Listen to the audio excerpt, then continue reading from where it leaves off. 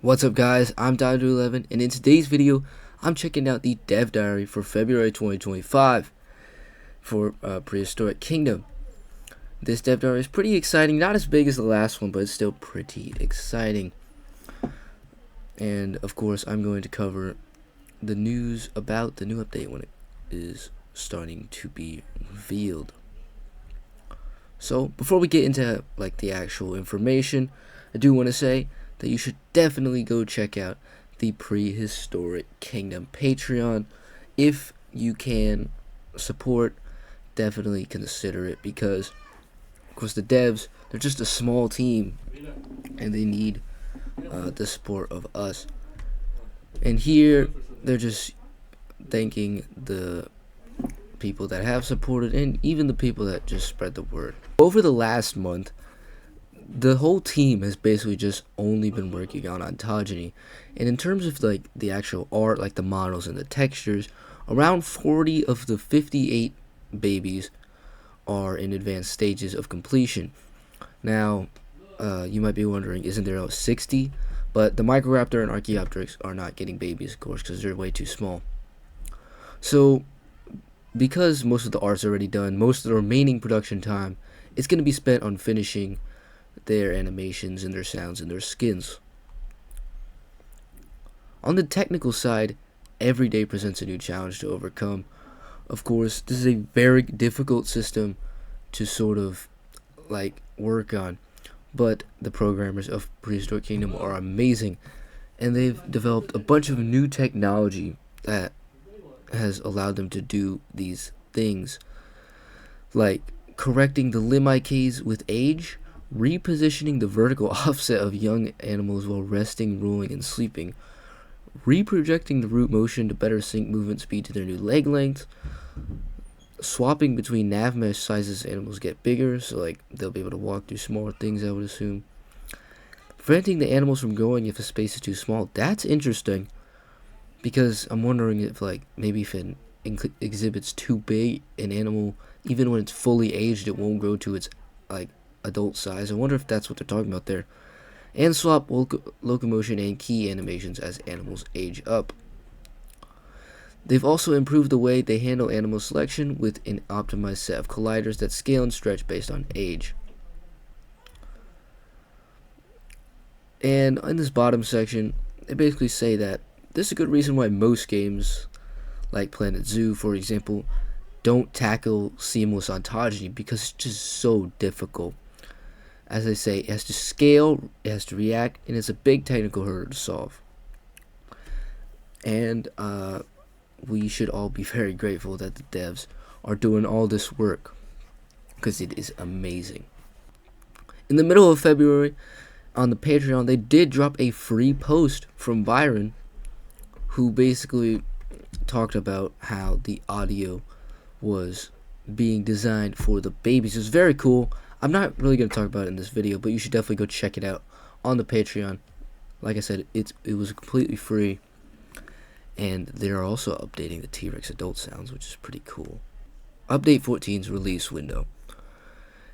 Here they basically say that they want to push the update in late April. They want to release it in late April. However, they have said that they do want to try getting some early versions to the public testing branch, which is very cool. I'll definitely check that out.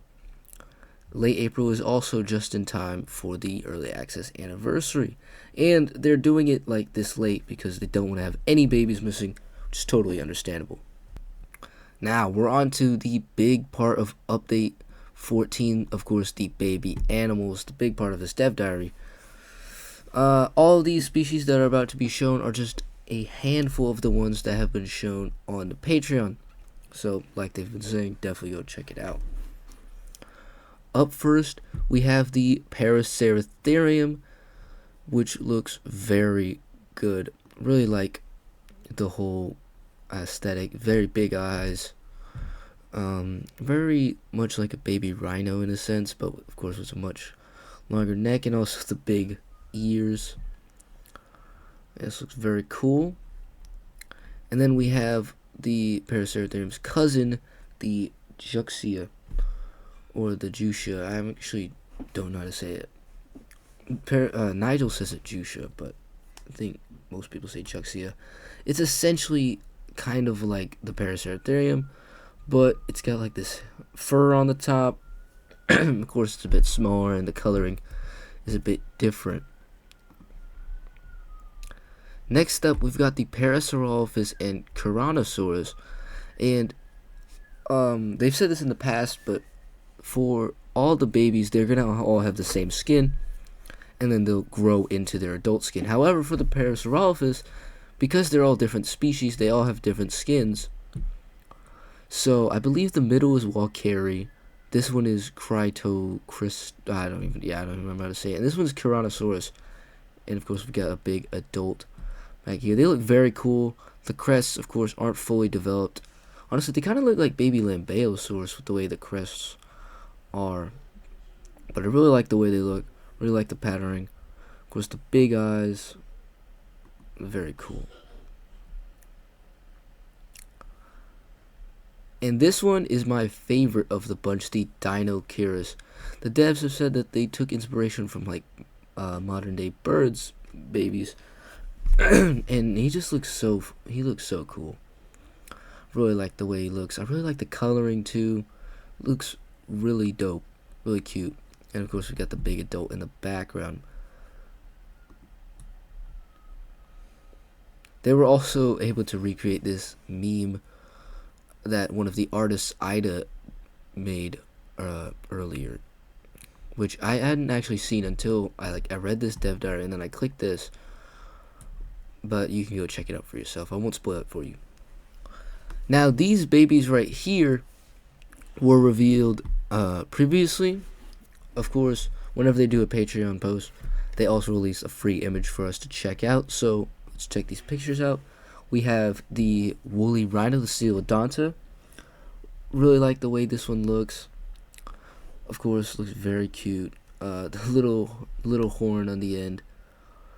The big ears. Looks very cool. We've got the Dilophosaurus here, which I did not realize was actually Dilophosaurus until I actually read the post description.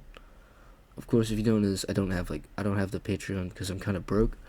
But I read part of the description that was visible to the public, and I found out that these were Dilophosaurus, which is very cool. Really like the way they look. You can see the undeveloped crests, and of course, very fluffy. We can also see a juvenile or a semi-adult. Is that the word? Oh no, subadult back here with it's bigger than these guys, but the crests still have not fully developed. We have the Dryosaurus here, which is very fluffy. You can start seeing the pattern coming in on the tail. Big eyes. Kind of reminds me of the Leonosaura. And then we've got the Velociraptor, which just looks amazing. They look like baby chickens, but with sharp teeth. And I just love the way they looked. And of course, we've got the big adult back there.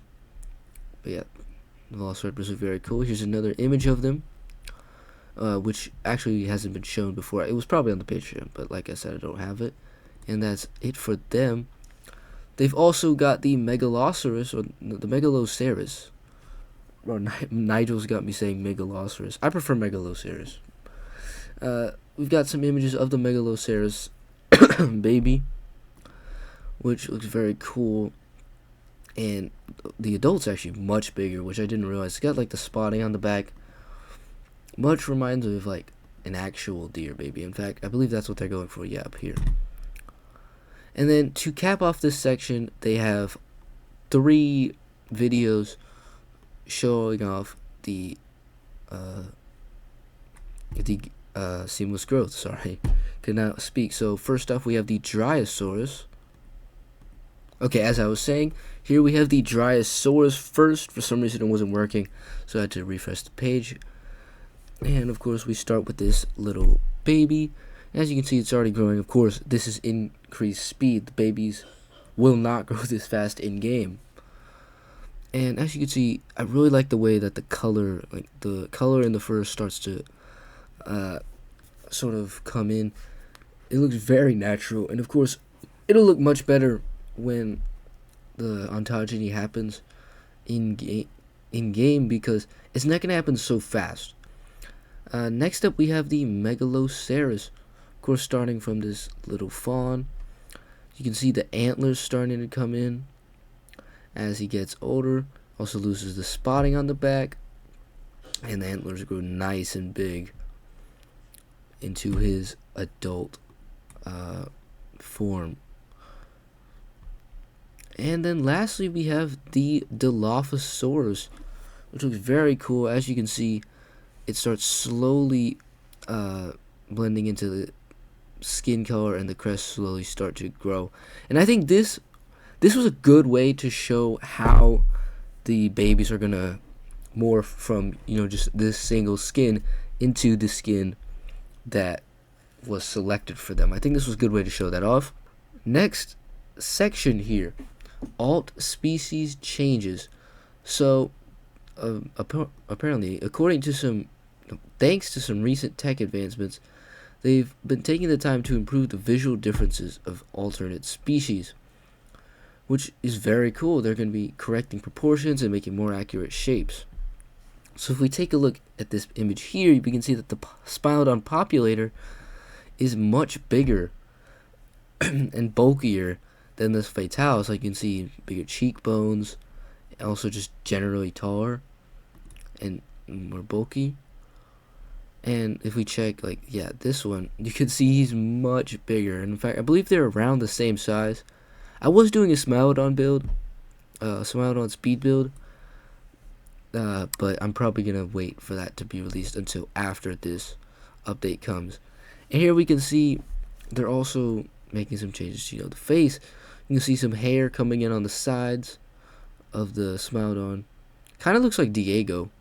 I mean, the coloring on this one kind of looks like Diego from Ice Age, but these little tufts kind of look like Diego. We can also see some differences in the in the Camarasaurus. So here we can of course see that the Grandis is actually pretty thin. Now I didn't originally notice these differences, but now I'm actually looking at it and I'm like, wow, yeah, they are very different from each other. At least in the head shapes, you know, the body's kind of the same. But like you can see the different sort of spikes on the head, and you can see that the neck on the Grandis is much thinner than on the Supremus, for example, which just has a thick neck, like an Argentinosaurus type neck. And then the Camarasaurus lentis is sort of in the middle. And I believe there's another picture here. Yeah, right here, which shows off the different sort of head shapes. So this one is much more smooth and like it curves down more naturally, whereas this one, it goes down but then curves back up and then goes down. And if you were like to put the eye here, it would kind of look like a Brachiosaurus. I believe that's what they say. And also same for the lentis. Here you can say you can also expect to see similar changes for all the other alt species like the Parasaurus and Pachyrhinosaurus, which is very cool. The next section, first person mode. Now I'm gonna try and go faster because I'm kind of taking too long. Now recently they did showcase some new first person gameplay on like their socials and stuff, but we're gonna check out this video. And so you would enter the camera and then you can do that, and we're actually going to be able to interact with the gates and the benches and the binoculars, which is very cool. The devs have gone above and beyond. That is completely unnecessary, but they're like, nah, we're gonna do that, and it looks very good. Now I believe when they go on this, yeah, that Triceratops, I believe that's actually a new animation. I was reading on the Discord, and I believe that is actually a new experimental animation, which is very cool. And of course, yeah, you can sit on benches. And in the future, the devs do want to potentially implement some park management gameplay and even animals responding to the player, which would be awesome. As for some new gameplay changes, we've got some new like quality of life updates that they're going to be doing in update 14 that are just adjusting how the game works. well, not no, not how the game works, but adjusting some aspects. So the first part of it here is animal creation. The animals will now be incubated asynchronously, which is like all at the same time, which is amazing. That's gonna make making them all at the same time much easier. And yeah, what they're saying here, it definitely feels better to have a group of animals be raised together.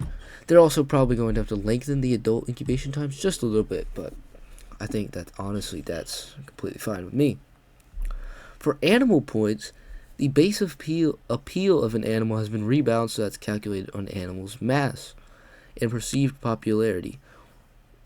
So for example, something like an Argentinosaurus is probably going to have the highest animal rating. Now, something interesting is that the Spinosaurus has a higher rating than the T-Rex, but the T-Rex was heavier, so I wonder if that's going to be changed or they're not. Because I believe in the Paleopedia, the Spinosaurus is actually listed as heavier, so that's kind of interesting. But anyway, let's not get into that.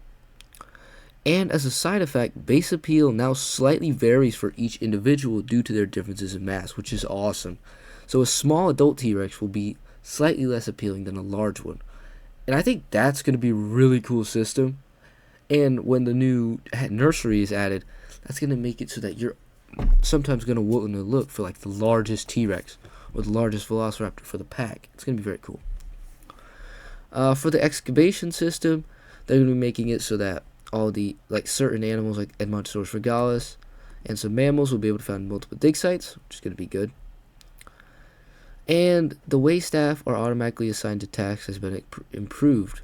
That's very good, because at the current stage, I don't think you can actually call them up. I don't think you can actually request for them to go there. There's a button for it, and you can click it, and it says it works. I'm pretty sure, but I don't know if it actually works.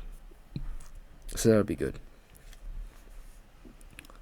The last section of this dev diary is the future paleobotany. And here they just show some new coastal paleobotany plants. We got the elatides and mixed paleoflora example, which non-final coloring. It looks very cool. And we've also got some scrubland ones. I really like the mixed pictures that they use because they look very cool. I feel like paleobotany, it's not something that's super necessary to the game, of course, but it does make it just feel a lot more realistic, and also make simulating ecosystems when new behaviors are added very much more realistic. Onto the community spotlight, we got some really cool drawings. I believe this is actually a painting. Is this a painting of I can't tell if this is a figure that they've painted the skin on. But anyway, we've also got this very cute picture of Nigel Marvin with the Tiktaalik, of course a reference to Prehistoric Park, I believe. And we've also got the Torvosaurus gurney and the Tiktaalik right here with, I don't know who this is supposed to be, just a keeper? Or maybe the person that wrote it. Of course, definitely go help support the Patreon, but that is it for this dev diary. I kind of was talking way too much. I'm definitely gonna have to cut it down. But thank you so much for watching this video. And if you liked it, drop a like down below. I'll see you in the next one.